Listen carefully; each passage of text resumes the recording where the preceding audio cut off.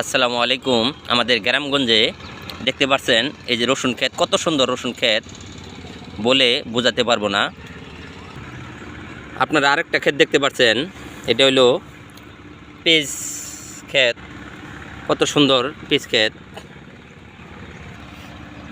আমাদের গ্রামগঞ্জের দেখতে পাচ্ছেন এই টমেটো ক্ষেত, কত সুন্দর টমেটো ক্ষেত বলে বোঝাতে পারবো না, অনেক সুন্দর এক টমেটো ক্ষেত।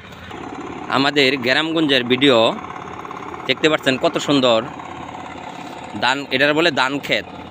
আমাদের গ্রামে ধান ক্ষেত এনতেই বড় হয়ে সবগুলা এখানে অনেক বড় বড় এরকম বড় বড় হয়ে এখানে ধান হবে।